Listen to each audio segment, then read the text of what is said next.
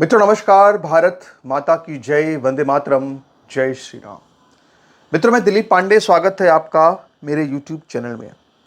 मित्रों सबसे पहले तो मेरा आपसे ये निवेदन है, आपसे ये प्रार्थना है कि आप इस वीडियो को लाइक ज़रूर कीजिए।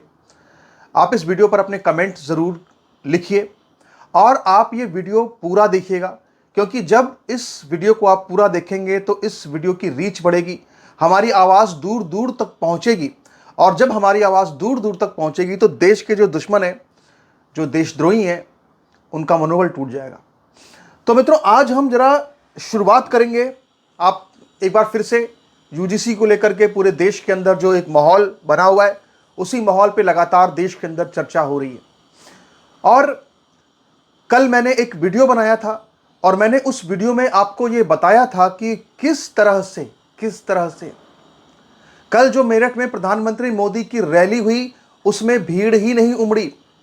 कल जब मैंने ये वीडियो बनाया, कल मैंने ये पहला वीडियो बनाया, उसके बाद YouTube पर इस वीडियो को लगभग 40,000 लोगों ने देखा।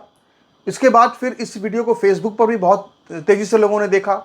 तो जो लोग भी यूजीसी के काले कानून के बाद भी मोदी का समर्थन कर रहे हैं, उनके पेट में बहुत ज़ोर ज़ोर से मरोड़ उठना शुरू हो गई कि भैया आखिर इस तरह के वीडियो मैं क्यों बना रहा हूँ, इस तरह के वीडियो मैं क्यों बना रहा हूँ। तो बहुत सारे लोग जो पहले हमारे मित्र थे उनको बहुत दिक्कत हो रही है, बहुत परेशानियाँ हो रही हैं। कल क्या हुआ कि हमारे फेसबुक पर बहुत लंबे समय से मित्र रहे एक यूट्यूबर, एक विद्वान व्यक्ति, वो भी हमारे फेसबुक पे आए और उन्होंने ये कहा कि अब यहाँ से निकल ले, और उन्होंने हमें अनफ्रेंड कर दिया। तो हम जानते हैं कि उनका एक चैनल भी है, और इसके बाद फिर मैं उनके चैनल पर गया और मैंने देखा कि आखिर वो इस वक्त क्या लाइन लेंथ ले रहे हैं यूजीसी के ऊपर। तो मैंने इस बात को देखा कि उन्होंने वहाँ पे शॉल ओढ़े हुए एक गौरव प्रधान नाम के एक व्यक्ति को बैठा रखा था। शायद शॉल ओढ़ने से कोई किसी व्यक्ति की विद्वत्ता बढ़ जाती है, ऐसा मुझे प्रतीत होता है उनको देख करके। लेकिन मैंने उनकी बातें सुनी तो मुझे समझ में आया कि वो किस तरह से जनता की आंखों में धूल झोंकने का प्रयास किया जा रहा है। यानी जो लोग पुराने मोदी के वफादार हैं, वो आज भी जो है वो इन हालातों को देखते हुए भी आज भी किस तरह जनता की आंखों में धूल झोंकने का एक कुत्सित प्रयास कर रहे हैं। मैंने उनका वक्तव्य सुना उस चैनल पे। वो इतनी झूठ बात बोल रहे थे। वो ये कह रहे थे कि यूजीसी कोई रेगुलेशन नहीं है। मतलब उन्होंने कहा कि ये नहीं कहा, उन्होंने ये कहा शब्दशः कि यूजीसी एक गाइडलाइन है और गाइडलाइन को लेकर के कभी भी इतना चिंता नहीं करनी चाहिए, जबकि पूरी दुनिया जानती है कि यूजीसी कोई गाइडलाइन नहीं है, बल्कि यूजीसी जो है वो एक रेगुलेशन है। और रेगुलेशन और गाइडलाइन में बहुत फर्क होता है। रेगुलेशन जो है कानूनी रूप से बाध्यकारी होता है और गाइडलाइन जो है वो बाध्यकारी नहीं होती है। रेगुलेशन में दंड हो सकता है, जुर्माना हो सकता है, गाइडलाइन में कोई जुर्माना नहीं होता है। रेगुलेशन में अनिवार्यता होती है, लेकिन गाइडलाइन में कोई अनिवार्यता नहीं होती है, वो सिर्फ मार्गदर्शन होता है। बताइए, इतने बड़े बड़े विद्वान लोग जो है वो चैनलों पर बैठ करके इस तरह का झूठ प्रचारित कर रहे हैं। जो ये रेगुलेशन है, कानून है, जिसका नोटिफिकेशन जारी हुआ है, उसको गाइडलाइन बता रहे हैं। और ऐसे लोग, शायद उनको लगता होगा कि हम शॉल पहन ओढ़ कर बैठेंगे तो हम विद्वान बन जाएंगे। क्या उनको ये समझ में नहीं आता कि ये रेगुलेशन और गाइडलाइन में फर्क क्या होता है? उनको सब कुछ समझ में आता है, लेकिन जो वफादारी की है, उस वफादारी से जो मलाई खाई होगी, वो मलाई इतनी जल्दी तो हजम नहीं होगी। कुछ ना कुछ तो बोलना है। खैर कोई नहीं, मैं समझ सकता हूं सब चीजों को, लेकिन मेरा आपसे ये कहना है कि कोई कितना ही धूल झोंकने का प्रयास करे, लेकिन आपको जो है यूजीसी के मुद्दे पर टिके रहना है, अड़े रहना है, पीछे नहीं हटना है, क्योंकि ये हमारे बच्चों का सवाल है। सबसे पहली बात तो ये। दूसरी बात जो महत्वपूर्ण है वो ये है कि कल जो मैंने एक वीडियो दिखाया उसमें मैंने बताया किस तरह से भीड़ नहीं आई, किस तरह से क्राउड नहीं आई, और जो टाइट कैमरा एंगल कर करके जो है उसको दिखाया गया, किसी तरह से इज्जत बचाई गई रैली की। मैं आपको यहां बताना चाहता हूं कि जब मैंने ये वीडियो बनाया उसके बाद बहुत सारे लोग जो मेरठ के थे उन लोगों ने आकर कमेंट्स किए और बहुत सी बातें बताई। और कुछ लोगों ने जो है वो जो कुछ मोदी के बहुत प्रेमी लोग थे उन लोगों ने क्या किया कि एक पंडाल की फोटो दिखाई कि देखिए साहब भीड़ बहुत आई है। मैं जरा इस पर बात करना चाहता हूं 2 मिनट के लिए। देखिए भाई, बात सीधी सीधी है। पंडाल जो है वो कब लगाए जाते हैं? पंडाल लगाए जाते हैं तब जब गर्मियां हो या फिर बरसात हो। गर्मियों में एसी लगते हैं या पंखे वंखे लगते हैं पंडालों में, कई बार ऐसा होता है तो पंखे लगते हैं पंडालों में। तो भैया ये जो व्यवस्था होती है ये गर्मी की व्यवस्था होती है। और आप सर्दियां चल रही हैं, बढ़िया गुलाबी धूप निकली है, अब पंडाल क्यों लग रहा है? पंडाल लगा ही इसीलिए था कि जो भीड़ है जो कि कम है उसको कम ही वो दिखने ना पाए कि वो कम है, पंडाल में ढकी रहेगी भीड़, कैमरा एंगल वाइड हो नहीं पाएगा और हम ये दिखा देंगे साहब की बहुत भीड़ आई थी। कल खबरें ये आई कि बीजेपी की तरफ से जो बसें भेजी गई थी तमाम इलाकों में, मेरठ के और तमाम जो जिले थे आसपास के वहां पर, कि वहां से लोग भर भर के आए, उसमें बहुत सारे लोगों ने बहुत सारी बसें उसमें से खाली लौटाई क्योंकि लोगों ने बैठने से इनकार कर दिया, लोग बैठे ही नहीं। और खासकर ये वही जातियां हैं जो कि महापंचायत भी कर रही हैं, यानी ये सामान्य वर्ग की जातियां, उन्होंने इसमें आने से इनकार कर दिया मोदी की रैली में। कहा तो यहां तक जा रहा है साहब कि जो आंगनबाड़ी के कार्यकर्ता हैं, जो सरकारी कर्मचारी वगैरह हैं, उनको वही लाया गया, संडे को रैली थी तब यह हाल, सोचिए। तो ये हमें आईना मत दिखाइए, आकर के हमें कमेंट्स मत कीजिए, आकर हमें यहां पे गालियां मत दीजिए।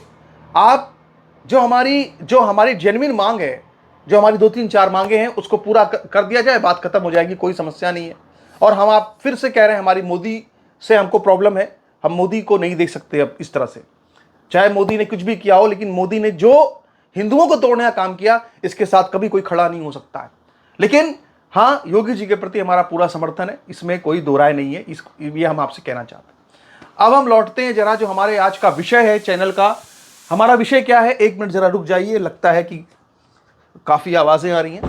तो मित्रों, क्या ना, मेरे पास कोई ऐसा स्टूडियो वगैरह नहीं है, मैं बहुत साधारण तरीके से ही काम करता हूँ, तो ना मुझे बहुत कोई इसमें रुचि थी, ये तो मजबूरी है, तो ये सब देश की एक भक्ति होती है, तो काम करना पड़ता है इस तरह का, और वीडियो बनाने पड़ते हैं, वरना हमें कोई इसमें रुचि नहीं है। तो बेसिकली मैं आपसे कहना चाहता हूँ ये कि जो है ये जो खबर हम आपको, जिसको मैं थंबनेल लगाया हुआ है कि चुनाव टाले जा रहे हैं, मतलब ये समझिए कि यूजीसी जो रेगुलेशंस आए हुए हैं उनकी स्थिति, उसकी वजह से आज हालत यह है कि भैया चुनाव टालने पड़ रहे हैं, हालत नहीं हो रही है, औकात नहीं हो रही है, हिम्मत नहीं हो रही है कि कैसे जाएं, बीजेपी के नेता कैसे वोट मांगने जाएं, कैसे ग्राम प्रधानी का चुनाव होगा। मित्रों, आपको जान करके बहुत लोगों को पता भी होगा, उत्तर प्रदेश के अंदर जो पंचायत चुनाव है उसको लगातार टाला जा रहा है। और इसको लगातार क्यों टाला जा रहा है? बातें तो कुछ और कही जा रही हैं, लेकिन दरअसल बात असल में कुछ और है। बातें तो कुछ और कही जा रही हैं, मगर बात असल में कुछ और है। कहीं पिछड़ा वर्ग का बहाना बनाया जा रहा है कि पिछड़ा वर्ग आयोग का भी गठन नहीं हुआ, कहीं कहा जा रहा है कि अभी मतदाता सूची फाइनल नहीं हुई, लेकिन वो चुनाव जो कि अप्रैल के महीने में जो प्रधानी के चुनाव उत्तर प्रदेश के अंदर होने थे, उन चुनावों को अब लगातार टाला जा रहा है। क्यों टाला जा रहा है? टाला इसलिए जा रहा है क्योंकि भैया प्रधानी का चुनाव बहुत महत्वपूर्ण होता है किसी भी राज्य के लिए, क्योंकि ये प्रधान है जो कि तय करता है कि सरकार का पैसा जो ऊपर से नीचे की तरफ आ रहा है, सरकार की योजना जो ऊपर से नीचे की तरफ आ रही है, जो सुविधाएं आ रही है, वो किसको मिलेगी और किसको नहीं मिलेगी, बहुत जरूरी होता है। गांव के अंदर बहुत जरूरी होता है। मान लीजिए कि गांव के अंदर, एक गांव के अंदर सारे वोटर जो हैं, या 2-4 गांव है, वहां पे एक गांव के अंदर वोटर बीजेपी के हैं, दूसरे गांव के अंदर वोटर सपा के हैं। मान लीजिए प्रधान सपा का आ गया, सरकार बीजेपी की केंद्र में, सरकार यूपी की राज्य में, लेकिन इसके बाद जब प्रधानी वाला जो आदमी होगा वो अगर मुसलमान हो जाएगा, वो अगर कोई सपा का समर्थक हो जाएगा, तो क्या करेगा? वो बीजेपी वाले वोटर्स को कुछ नहीं देगा, लेकिन सब कुछ कहां देगा? अपने वोटर को देगा जो दूसरी पार्टी का वोटर होगा। इसीलिए भैया देखो, प्रधानी का चुनाव बहुत महत्वपूर्ण होता है, और एक हर प्रधान का असर होता है। लोग उसको बुलाते हैं अपने त्योहारों में, किसी भी काम में, अच्छे बुरे हालातों में बुलाते हैं, उससे काम पड़ता है। यही वजह है कि प्रधान का एक प्रभाव होता है, अब उसका एक वोट बैंक बन जाता है। और अगर ऐसी स्थिति में अगर प्रधानी का चुनाव बीजेपी बड़े पैमाने पर, या बीजेपी के जो लोग जुड़े लोग हैं उनको बड़े पैमाने पर अगर हारना पड़ता, तो इससे 2027 का चुनाव पूरी तरह से प्रभावित हो जाता। इसीलिए जो ये सारा कुकर्म जो है, ये जो हुआ है दिल्ली से यूजीसी का, इसको लेकर के सबसे बड़ी चिंता तो भाई योगी आदित्यनाथ की बड़ी हुई है, क्योंकि उनको चुनाव लड़ना है, फेस तो उनको करना है, तो डैमेज कंट्रोल करना ही पड़ेगा। और डैमेज कंट्रोल किस तरह किया जा रहा है? चुनाव को टाला जा रहा है। यानी वो चुनाव प्रधानी का, उत्तर प्रदेश के अंदर पंचायत का चुनाव जो कि अप्रैल में होना था, वो चुनाव अब कहीं आगे 6-7-8 महीने तक होता हुआ नजर नहीं आ रहा। कल तो मुझे यहां तक की सूचना मिली परसों कि इस चुनाव को यहां तक तैयारी की जा रही है कि प्रधानी का चुनाव जो है उसको अब 2027 का जो इलेक्शन आने वाला है उस यानी विधानसभा चुनाव के बाद प्रधानी का चुनाव किया जाए, इस तरह की स्थिति भी जो है वो बातें कही जा रही हैं। और वो क्यों हो रहा है? वो इसलिए हो रहा है क्योंकि पहले जो मतदाता की सूची थी, जो कि पहले 6 फरवरी को आनी थी, इसके बाद फिर वो 28 फरवरी को वो सूची चली गई, फिर 28 मार्च को चली गई कि 28 मार्च को आएगी, और अब कहा जा रहा है कि फाइनल जो मतदाता सूची है वो 15 अप्रैल को जाएगी। या आप सोचिए कि अप्रैल में चुनाव होने थे तय समय के हिसाब से। हाईकोर्ट में जो है याचिका दायर की गई है, तो उस पर जवाब मांगा, तो सरकार ने कहा कि हम जो है तय समय पर चुनाव कराएंगे, और दूसरी तरफ जो है 15 अप्रैल को खैरे साहब की जो फाइनल वोटर लिस्ट है वो 15 अप्रैल को आएगी। पहली बात तो ये बड़ी हो गई। दूसरी बात यह कि वहां पे पिछड़ा वर्ग आयोग का गठन अभी तक नहीं हुआ, क्योंकि जो पिछड़ा वर्ग आयोग का गठन क्यों जरूरी है? वो इसलिए जरूरी होता है भाई संविधान के हिसाब से कि भाई यहाँ पे पिछड़ों की आबादी कितनी है, यहाँ पे इस आबादी में पिछड़ों का प्रतिनिधित्व कितना है, इसके हिसाब से पूरा जो है वो ये तय होता है कि आखिर कौन चुनाव लड़ेगा और किसकी यहाँ पर रिप्रेजेंटेशन होनी चाहिए, और यहाँ पे इतने लंबे समय से कौन लगातार चुनाव जीत रहा है। अगर कोई इलाके में पिछड़ों की आबादी ज्यादा है और वहां पे ब्राह्मण चुनाव जीत रहा है, तो फिर वहां पे वो कह सकते हैं कि ये ओबीसी सीट हो गई। तो ये आयोग गठन होता है, आयोग तय करता है, इसके बाद सब काम होता है, मगर वो आयोग का गठन भी नहीं हुआ।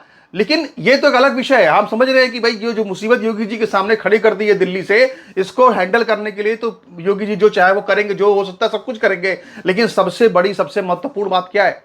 उनको ये बात का पता है कि जमीन पर इस वक्त माहौल इतना खराब हो चुका है सामान्य वर्ग के बीच में कि अगर प्रधानी का चुनाव हुआ तो इस पर भी बीजेपी को बहुत बड़ा डेंट लग सकता है, और इसीलिए शायद इस चुनाव को लगातार टाला जा रहा है। यानी क्या दिन आ गए? एक वो दिन थे कि बीजेपी किसी चुनाव को लड़ती थी, जी जान से हारा हुआ चुनाव जीत जाया करती थी, और आज स्थिति यह है कि चुनाव को देखकर पसीने आ रहे हैं, चुनाव से भाग रहे हैं, और समझ में नहीं आ रहा कि आखिर करें तो करें क्या। मैं अपने इस वीडियो के अंत में एक बहुत ही महत्वपूर्ण बात आपसे कहना चाहता हूं, और वो आपसे ये कहना चाहता हूं मित्रों कि ये जो ओबीसी का जो नियमावली है, ये ओबीसी के अंदर जो मुसलमानों को आरक्षण दिया गया है पिछड़ी जाति के नाम पर, ये पूरे देश के इस्लामीकरण करने की बहुत तेजी से प्रक्रिया लगातार बढ़ रही है। इसलिए बढ़ रही है क्योंकि देश के अंदर ऐसे बहुत सारे इलाके हैं जहां पर कि ओबीसी के नाम पर मुसलमानों को प्रधानी का चुनाव लड़ने में भी आरक्षण मिलता है। यानी कि अगर ओबीसी सीट आ गई तो कई बार ऐसा होता है कि वहां पर मुसलमानों को चुनाव लड़ने का अधिकार, या चुनाव लड़ते हैं, फिर वो वही चुनाव लड़ेंगे, हिंदू नहीं लड़ते चुनाव। फिर उससे फर्क ये पड़ता है कि जब गांव का प्रधान जो है मुसलमान हो गया, तो जाहिर सी बात है कि वो उसके अंदर ऐसी मानसिकता होती है कि वो फिर लगातार जमीन पर इसके बाद जिहाद के लिए काम करता नजर आता है। कई बार ऐसा होता है, कई जगह ऐसा होता है। तो हम सबसे पहले बार बार ये डिमांड करते हैं, हम सरकार से डिमांड करते हैं कि आप जो है वो किसी भी स्तर पर जा करके सारी हदें तोड़कर कुछ भी आपको करना पड़े, पर ओबीसी से जो मुस्लिम जातियां हैं पिछड़ों के नाम पर घुसी हुई हैं, उनको हटवाइए। क्योंकि सही मायने में अगर हिंदुओं का हक अगर कहीं लूटा जा रहा है तो वहां पर लूटा जा रहा है, उस जगह पर लूटा जा रहा है, ओबीसी के नाम पर लूटा जा रहा है हिंदुओं का हक, जो पिछड़े हिंदुओं का हक लूटा जा रहा है। सबसे जरूरी यह है जिस पर कोई काम अब नहीं हो रहा है, और ये मैं समझता हूं इस पर काम जल्द से जल्द होना चाहिए। लेकिन यही तो हम कहते हैं ना कि हम जिससे उम्मीद लगाकर बैठे, मोदी जी करते थे, बेचारे वो मोदी जी तो हमें धोखा दे गए, खुद ही धोखा दे गए साहब। वो क्या है कि सबका साथ सबका विकास तो हुआ नहीं, वो एक नया नहीं, सबका साथ सबका विकास की जगह क्या आ गया कि सवर्णों का विनाश और जिहादियों का विकास। तो इस चीज को भैया चलने नहीं देंगे हम लोग इसका विरोध करेंगे। हमारा विरोध यही इसी वजह से है। और हम लोग कोई ऐसा नहीं कि हम लोग भी पहले भैया मोदी कोई कहते थे कि मोदी अच्छे देश के लिए, लेकिन अब मुझे लगता है कि हमें और आगे करके थोड़ा दूरदर्शिता के हिसाब से अपने फैसले करने पड़ेंगे। तो आपके इस पर विचार किया, अपने विचार रखिए। तब तक के लिए नमस्कार, धन्यवाद।